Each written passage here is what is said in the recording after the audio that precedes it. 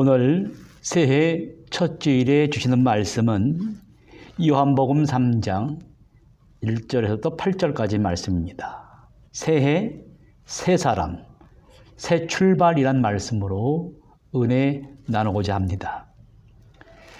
새로운 2022년도 새해를 맞이했습니다.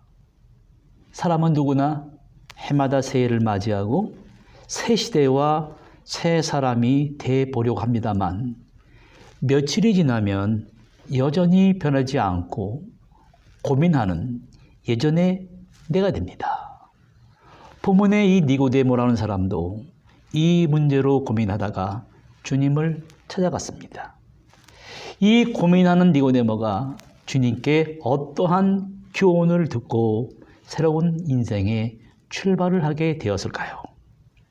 먼저 본문에 나타난 니고데모 한 사람의 고민은 바로 허약한 내면의 지배자가 되어 자아에 얽매이는 것이었습니다.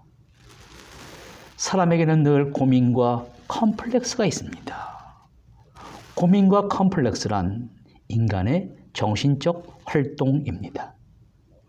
특별히 컴플렉스란 사람의 심리에 현실적인 행동이나 지각에 영향을 미치는 이 무의식적인 감정적 관념으로서 열등감, 욕구 불만으로 순화되어 인간의 의식에 나타납니다.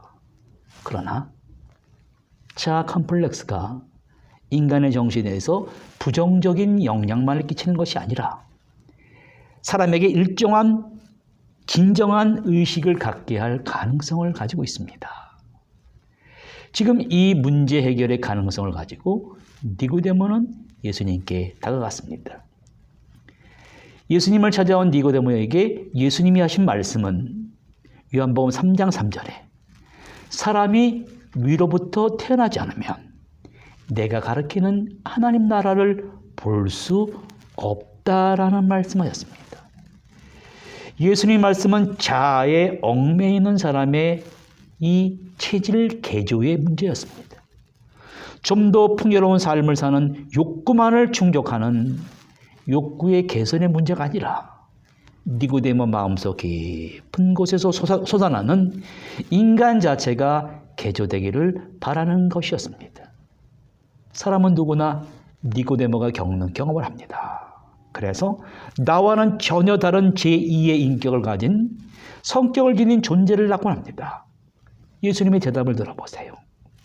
사람이 위로부터 태어나지 않으면 안 된다. 니고데모는 잘못 이해하고 있습니다. 이미 태어나서 다 자란 사람이 어떻게 다시 태어날 수 있겠습니까? 이 말은 다시 말하면 분명히 해가 바뀌어 새 시대인데 나는 옛사람이라는 것을 안 사람입니다. 하나님의 백성으로 산다기보다는 허위와 거짓의 가면을 쓰고 모두가 살아가고 있습니다. 니고데모는 여기 생각이 달랐습니다.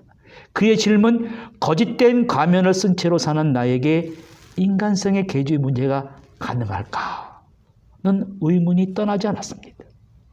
위로부터 다시 태어난다고 말씀하신 인간성 개조의 문제, 즉 옛자 위선과 가면을 벗어버리는 문제와 연결이 되질 않았습니다. 이제 2022년도 새해가 활짝 열렸습니다. 새롭게 떠오르는 새해가 나를 바꿔줄 수 있습니까? 새로운 시작이란 말의 뜻이 무엇입니까? 이 시대를 그 이전에 혜택을 누려보지 못했던 과학 정보화 시대라고 합니다. 큰 생활의 변혁을 가져왔습니다. 지구촌의 어떠한 곳에 무슨 일이 일어나는지 다 알 수 있습니다. 정보통신 방면만이 아닙니다. 교통도 발달이 됐습니다. 멀리 우주를 지배하는 나라가 됐습니다. 그런 반면에 더욱 생존 경쟁이 격렬해진 것이 사실입니다. 사회 윤리와 도덕이 다 무너지고 부패해졌습니다. 전에 없던 코로나19도 나타나 생존을 위협하고 있습니다. 두 가지 가능성이 보입니다. 하나는 새롭게 발견된 지식과 이 에너지를 인류의 행복을 위해 생활하고 인간의 생활은 향상되고 번영되었습니다만 이렇게 노력하여 얻은 인류의 지식과 에너지를 가지고 자연을 개발하고 자연 환경을 파괴하고 그 편리하게 살고자 했던 그 과학기술 문명이 부메랑이 되어 오히려 전 인류를 파멸당할 가능성이 우리 눈앞에 나타나게끔 되었습니다. 새롭게 시작한 2022년의 한편에는 밝은 면이 보이지만 다른 한편에 암흑의 그림자가 덮이고 있습니다. 새해가 밝았다는 것 도대체 무엇을 의미하는 것입니까? 이 새 시대라고 하는 시대에 따르는 이 시대적 고민의 해결의 열쇠가 어디 있습니까? 과학 문명의 혜택을 받아 행복하고 편안한 것을 누리는 것이 죄가 아닙니다. 그렇다고 다시 옛시대로 돌아가야 되겠습니까? 그것은 불가능합니다. 문제의 초점은 과학 발전에 있는 것이 아니고 인간 그 자체에 있습니다. 시대는 변하였는데 인간은 옛자 그대로입니다. 과학 문명의 혜택으로 생활의 양식은 변했지만 사람은 옛 양식 그대로입니다. 니고데의 고민이 바로 여기에 있었습니다. 욕심도 그대로 있고 시기와 금연도 그대로 있고 그 속에 거짓된 마음을 가진 존재라는 것이었습니다. 우리가 원하는 인간성의 이 개조와 변화를 어떻게 할 수 있을까요? 물론 교육으로 인간의 삶의 질은 개선되겠지만 인간성 자체의 개조는 불가능합니다. 핵심은 인간이 인간 자신을 스스로 개조할 수 있겠는가? 솔직히 말씀드리면 개조할 수 없습니다. 예수님께서 바로 니고데모가 고민하는 바로 그 인간성 개조의 문제를 지적하셨습니다. 어머니 뱃속에 들어갔다가 다시 나와야 합니까? 이 어리석은 질문을 하는 니고데모는 바로 오늘 우리의 질문이기도 합니다. 한 착한 사람이 인간성이 왜 하루아침에 윤리와 도덕이 하루아침에 무너지는 것일까? 사람들이 심리학자들이 연구했습니다. 한 사람의 자신의 영과 정신과 몸을 떠받치는 것이 있습니다. 그것이 무엇인지를 모를 때 그 사람의 무의식의 잠재력이 커지며 그 사람의 정신을 주도하게 된다고 합니다. 욕망이 그를 주도하게 되고 영원한 이미지 대신에 자신이 세운 환상의 목표들이 그의 탐욕을 자극합니다. 맹수가 그를 사로잡으면서 그가 인간 존재였다는 것을 망각하도록 만듭니다. 그의 본능 속의 동물적 감정은 한 사람의 올바른 성찰을 가로막고 그 대신에 획득한 존재의 권리라는 감정을 그의 내면에 불어넣고 그 전리품과 본능의 피에 대한 욕망을 주입한다는 것입니다. 여기서 예수님이 이렇게 말씀하십니다. 새로운 번역에 보면 너는 귀 기울여 듣지 않는구나. 다시 말해주겠다. 사람은 누구나 근본적인 창조 과정을 거쳐야 된다. 태초에 수면 위를 운행하시던 성령을 통한 창조, 보이는 세계를 움직이는 보이지 않는 세계, 새로운 생명으로 들어가게 하는 이끄는 세례, 이 과정들이 없으면 하나님 나라에 들어갈 수가 없다. 태어난 아기는 다만 네가 볼 수 있고 만질 수 있는 몸만 가지고 있을 뿐이다. 그러나 그 몸 안에 형성되는 인격은 네가 절대로 볼 수도 없고 만질 수도 없는 것이다. 오직 성령으로 빚어져 살아있는 영이 되는 것이다. 바로 이러한 과정을 말하는 것이다. 7절 8절에 그러니 너는 위로부터 태어나야 한다는 말, 곧 이 세상의 가치로부터 떠나야 한다는 내 말에 놀라지 말라. 새 사람을 다시 만드는 것 오직 하나님의 권능만으로 가능한 일입니다. 하나님께서 독생자를 이 세상에 보내신 것은 죄가 위장하여 나타난 거짓된 자아를 개조하여 하나님의 형상을 따라 창조된 새로운 나를 찾기 위하여 보내줬습니다. 결국 새로운 시작을 의미하는 시간의 의미는 그가 체험하는 경험에 있는 것입니다. 여러분, 이러한 위로부터 태어난다는 것은 참으로 설명하기 어렵습니다. 우리가 자연 현상을 보면 겨울이면 눈이 내려서 이 대지를 아름답게 덮습니다. 눈도 물이에요.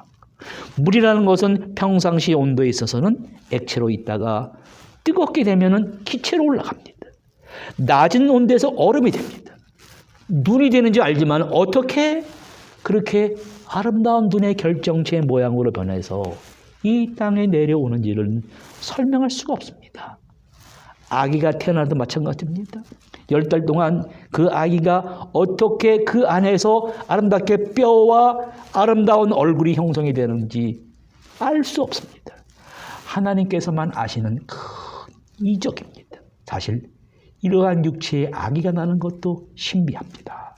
하물며 위로부터 태어난다, born again 하는 것은 하나님의 신령한 아기가 태어나는 거예요. 이해할 수 없습니다. 주님이 이렇게 말씀하십니다. 바람이 불 때 어디서 오며 어디로 가는지 알지 못하는 것 같이 성령으로 다시 나는 것도 다 이와 같으니라. 자, 여기서 이 신비스러운 말씀을 잘 이해해야 됩니다. 바람이 부는 징조를 보아서 바람이 있는 것을 우리가 압니다. 과연 내가 위로부터 다시 태어났는지 못 태어났는지의 문제는 바로 인간 정신 의식 활동의 변화입니다. 그 변화란 구체적으로 무엇입니까? 연금술이라는 것이 있었습니다. 이 연금술의 원리를 인간 정신 활동의 연구에 적용한 재미있는 이러한 이론이 있습니다. 금속을 합금하게 되면 변형 과정의 투사가 쉽게 확인되듯이 인간의 정신도 정신적인 전체성이 점점 변형 과정을 거쳐서 약해지고 늙어가고 있다고 합니다. 이러한 정신세계에 나타나는 불완전한 감각들은 그 벌어지는 간극을 메우기 위해 정신의 다른 영역들을 내용물을 끌어당기는 보상적인 반응을 낳습니다. 거짓된 자아는 망상을 일으키게 합니다. 신경증적 징후들이 나타나게 합니다. 이러한 정신의 이상을 보이는 사람에게 효과적인 치료법은 심리치료사가 그런 환자가 자아가 자신의 적을 정면으로 직시하도록 함으로써 부패된 자의식이 용해시키고 다시 만드는 과정을 시작하게 한다고 합니다. 그리고 환자는 자신의 적나라한 부패한 모습을 실제로 목격하면서 좀 괴롭지만 고통스럽지만 서서히 정신의식이 건강해진다고 합니다. 오늘 예수님은 한 사람 니고데모의 부패되고 무의식 세계 속에 만들어진 거짓된 자아를, 죄를 개조시키고 계십니다. 육체로 난 것은 육이요 영으로 난 것은 영이니 내가 너에게 거듭나야 하겠다는 말을 놀랍게 여기지 말라. 지금 니고데모의 의식의 지배자와 무의식의 내용물들 사이의 전투가 너무 치열하게 벌어지고 있습니다. 그 전투는 인간의 올바른 이성의 판단과 비이성을 짓밟으려고 듭니다. 그러나 주님은 더 이상 니고데모에게 망각의 늪으로 빠지지 않게 하시려고 이러한 정신적인 영적인 새 힘을 잃지 않게 해 주십니다. 요한계시록 21장 5절에 보면 보라 내가 모든 것을 새롭게 한다 했습니다. 우리의 겉모습은 낡고 부패해지는데 엄밀한 의미에서 우리의 겉모습은 새로워지기보다는 낡고 추해지는 것입니다. 그러나 이 낡아지는 이것을 거슬려 새롭게 함으로 무엇을 새롭게 합니까? 마음을 새롭게 하는 거예요. 그래야 새 것이 되는 것입니다. 고린도후서 4장 16절의 새로운 번역을 보면 겉으로는 우리의 일이 실패로 끝나는 것처럼 보이지만 안에서는 하나님께서 단 하루도 빠짐없이 은혜를 펼치시며 새로운 생명을 창조하고 계십니다. 오늘도 어떤 사람은 새로움을 얻기 위해 옷장의 위치를 바꾼다든가 머리 모양을 달리합니다. 그러나 조금 더 정신적인 변화로서의 새로움이 있어야 됩니다. 외형으로 많은 변화가 있지만 내면적으로 아무런 변화가 없다면 이건 슬픈 일이기도 합니다. 에베소서 4장 23절에 낡은 생활 방식을 버리고 전혀 새로운 생활 방식을 입으십시오. 하나님께서 그분의 성품을 정확하게 재현해내는 것 같이 하나님께서 만들어주신 생활, 안에서부터 세워진 생활을 몸에 익히고 그 생활이 여러분의 행위에 배어들게 하십시오. 이런 말씀이 있습니다. 시편 51편 10절에 이런 말씀이 있습니다. 하나님께서 내 안에 새롭게 시작하고 혼돈스러운 내 삶을 다시 창조하여 주시옵소서. 예수님께서도 내가 너희에게 새 계명을 준다는 거예요. 새 것이라는 말을 생각해야 됩니다. 무엇이 새 것입니까? 사랑하는 마음, 화목해 하는 마음이에요. 그 안에 예수님께서 역사하시며 새로운 생명을 불어넣으실 때 그는 새로운 세계로 들어가게 된다는 말씀입니다. 사람은 이러한 영원한 새로운 위로부터 태어남의 이미지들이 현실 속에 사람들과 함께할 때에만 인간의 정신이 그 이미지들을 통해 어떤 존엄을 얻을 수 있습니다. 그러면 인간이 자신의 영혼만으로 도덕적으로 홀로 서는 것이 가능해지고 또 존엄을 지키는 것이 가장 가치 있는 일로 다가올 수 있습니다. 그럴 때에만 사람은 자신의 내면에서 갈등이 일어나고 있다는 것을 깨달을 수 있습니다. 그 같은 불일치와 고민들이 사람을 더욱 풍성하게 가꾼다는 사실을 알게 될 것입니다. 또 만약 그 사람이 죄를 짓게 되더라도 그 죄는 어디까지 자신의 책임이라는 사실을 깨닫게 되는 거예요. 이러한 사람이 자신의 정신의 가치를 인식하게 되는 것입니다. 그러나 자신의 가치를 상실한 사람은 굶주린 강도나 탐욕스러운 짐승이 됩니다. 주님은 지금 니고데모와의 대화를 통해 인간의 옛 질서인 분노와 미움과 갈등의 세계를 버리고 내적 변화를 이루는 새 질서를 찾게 하십니다. 이것이 성경이 요구하는 새로움입니다.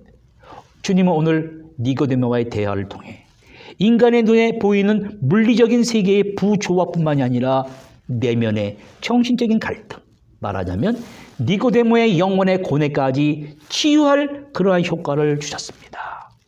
그 모습은 마치 영혼을 육체에 오랫동안 묶어두고 있던 끈을 풀고 순수하게 자연적인 사람과 영적인 사람 사이의 갈등을 의식으로 끌어올리는 것이었습니다. 니고데모는 이제 자신의 인격을 허구적으로 그린 그의 인생에 대한 의문을 품고 자기 부정이 이루어지게 됐습니다. 육체와 거짓된 자아를 일으키는 정신을 통합하는 영적 융합의 새로운 세계가 펼쳐지게 되었습니다. 오늘 말씀을 통해 모든 것을 새롭게 하시는 우리의 육체와 정신과 마음 속에서 새로운 영적인 융합의 역사가 이루어지시기를 간절히 바랍니다. 12 제자들이 또한 사도 요한이 죽기 전에 새로 창조된 그 새 하늘과 새 땅을 여러분 모두가 바라보실 수 있는 희망찬 한 해가 되시기를 간절히 바랍니다.